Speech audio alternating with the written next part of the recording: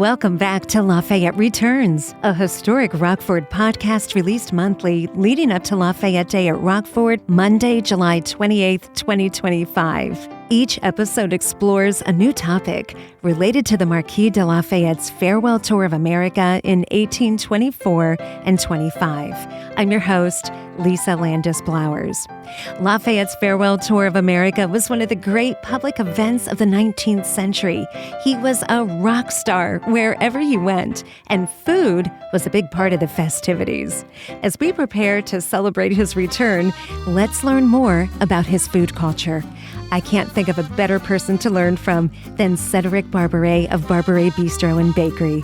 Did you know his restaurant here in Lancaster City is the first in the United States, I'll say that again, the first in the United States to receive the world's French restaurant designation. That means his eatery is an authentic French restaurant that operates to a certain standard. Cedric and I called up at his restaurant as staff prepared to open for the day. Welcome, Cedric, and thank you so much for taking time out of your very busy schedule to talk with us. Well, thank you very much for having me and doing these interactions. I'm very proud to be there as well.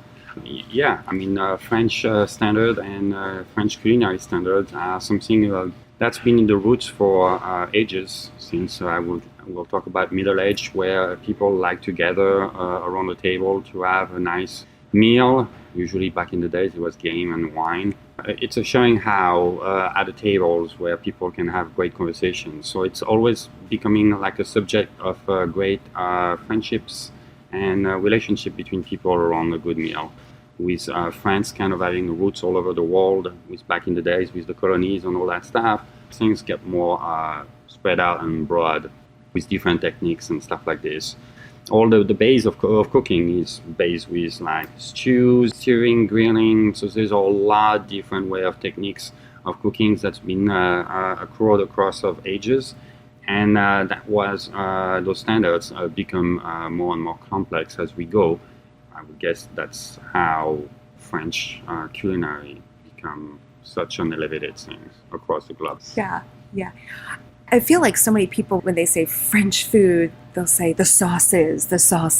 Yeah, it's all about the sauces. Even for myself, if I have a steak, I won't say I want a ton of sauce, but I want enough sauce that I can have each bite of the meal with it. And I think that's what makes the dish so good. And then the sauce, knowing that because I've seen all the chefs in the kitchen doing it and everything, it's a whole process. Mm-hmm. And it requires a lot of patience. We're talking about doing stocks for like 12 hours during the day, and then probably 2 or 3 days in a row to have a reduction. So you go maybe with like, let's assume 30 gallons of water, and you go down to maybe a couple of quarts. It's a lot of work. And it goes very quickly. So how did your passion for pastry begin? I was born and raised in France. My father is a pastry chef, worked in a couple of places in the south, in Switzerland, and then landed when I was very, very young in Villefranche-sur-Saône, which is a city right outside of Lyon, the capital of Beaujolais.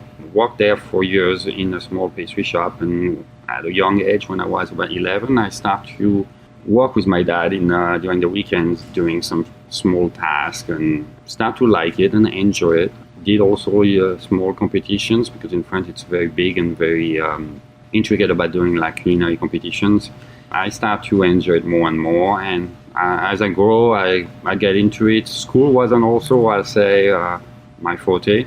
So when you're about 16 years old, you have different options where you can actually decide if you want to go in much more education or tech school, and that's where I went to pastry school, did my apprenticeship with my dad, and then did a master degree in pastries, and here I am now. Mm-hmm. Do you remember a favorite pastry that he made that you just loved to eat as a little boy? My dad used to do a chocolate cake, the Black Forest, more like a northern kind of dish, closer to Alsace and Germany, I will say, which is very famous here because of the German and Dutch population that we have here in Lancaster, PA. I love those kind of cakes, and I think it was honestly more about the sour brandy cherries than anything else. So, Do you remember the first thing he taught you um, that maybe you had to do? if I remember, the first thing I learned how to do was a sour cherry tart with a cinnamon base, and I think that was where the first things I was doing. They were easy to do, but it was the first thing. When you're like 11, 12, or 13, and you do like little weekend workshop or whatever, you want the stuff that's a lot more easier. What brought you to Lancaster? Now, that's the $1,000,000 question. Let's say the right opportunity at the times. I've been all over the U.S. Before I moved to Lancaster was Philadelphia. So the idea with my wife was to find a place of our own, mostly a pastry shop, because that's what our background is. We end up in connection here in Lancaster, and that's how things started. And the people that were investing in the building were actually looking for somebody to be on the bottom floor. We partnership with them, and now we are here. I wanted a bakery, they wanted a restaurant. I took both. It's a challenge, I can say, but like anything in life. And we've been here since 2015 of August, so soon will be almost, I think, our 9-year anniversary. Wow, congratulations. I've traveled to your beautiful country, but never lived there. But I do hear that at board meetings or in the office, food often discussed. What's for dinner is a very important topic. Would you say that's true? Yeah, I'm going to France soon. I can tell you one thing, that it's not a vacation for us. The table, we'll say a table is the topic of a conversations. When you start a meal in France, just to give you an idea, you start your lunch at noon. You probably get out of your lunch if you're like with friends and family, but let's say about 3 o'clock or 4 o'clock in the afternoon, because you talk, you have nice discussions, good meal, good laugh. And that's what we call the joie de vivre, the joy of life. And then you end up with your dinner. That's right after that. So you never end the table. So it's an ending process. Let's talk about French cuisine during Lafayette's time. He had a title. He also spent time in a French prison. He fought alongside Washington here in our Revolutionary War. What do you think he would have been used to eating back home? And you can include pastry too. Understanding that he had probably must be humble to be incarcerated, and I'm sure back in the days he didn't have a very nice meal. It probably was something that no one will eat even those days, and understand a little bit more where he comes from. So I will say probably something like pork or pig. It's probably something that's very common back in the days, and probably cheaper than getting a cow, and the value of what was things back in the days. As far as dessert, something that was big and just started, they did create ice cream. And I gotta give all the credit to all those pastry people that was doing ice cream, because to do ice cream, you need to incorporate air with something cold. It probably is something very interesting to do, but it will probably take forever to get it. So it was probably a huge luxury that only the rich could afford. But I would assume also with somebody of his stature, he also had access to that. So, and what they use is a big block of ice that they probably get from somewhere in a big country that's frozen, and then they bring the block back. So it's a whole thing, and you don't have a plane, you don't have a car, you don't have a truck, you have horses or a boat. So it must be a huge block that end up to be very small by the time they arrive. And then they were putting the bowl probably on it, and just to keep cold, a metal bowl, and then put all the ingredients in it, or a copper bowl, because back in the day I'm sure it was copper was a very big thing. And then they used to mix it until it got thicker and thicker and thicker, and that was the creation of ice cream. So it's a whole process, yeah. We do have record that Martha Washington sent him a Virginia ham. Like ham is cured also, or cooked meat. But back in the days, like when you travel also from one country to another, the best way of transporting food was curing in salt or sugar to preserve the food to turn bad. So I won't be surprised. And I think it would be the best way for somebody to get that, either to eat it on the spot or probably to take it home and usually to travel from one place to another back in the days, I'm sure it was a couple months travel. So you do have to think about those way of preserving food, and those were the best way of doing it back in the days. Now, if this was 1825 and Lafayette was stopping by your bistro and bakery on his grand tour, what would you serve him?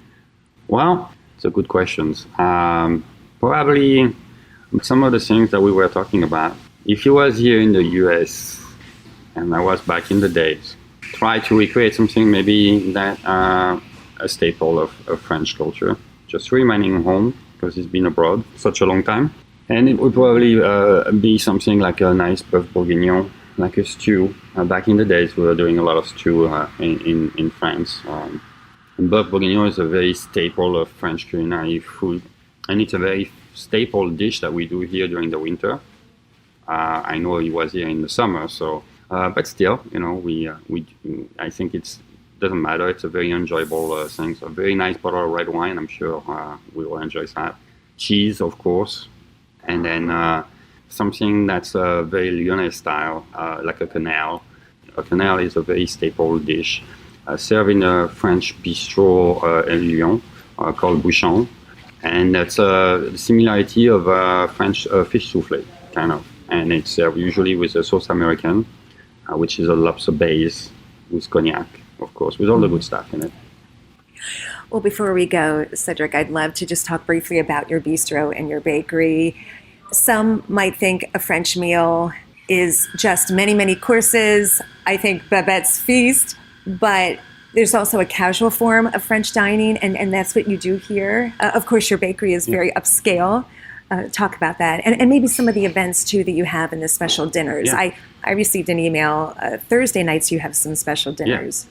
The bistro here at Bistro Barberet and Bakery, the idea behind it is to be casual French dining. I do understand that when we say French food, people think about a lot of frou-frou and fancy, and you have to eat like the waiters are in tuxedos and you have tablecloth on your tables. And yes, this is fine dining, but we are a casual French dining, so there is no tablecloth on the tables. We have very nice silverwares from everything is French, from the silverware to the wine list to the water to everything.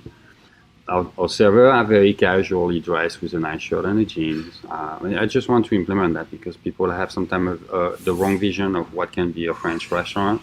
And then if you go in France and you travel all over Paris, Lyon, or any places, you have fine dining restaurants, and then you have what we call bistro, and that serve very casual food, and the servers are more relaxed and laid back. And that's what we're trying to offer. Our food is bistro, but we do elevate the dish a little more, so it kind of matches also what we do at the bakery, because the bakery is very elevated in terms of pastries.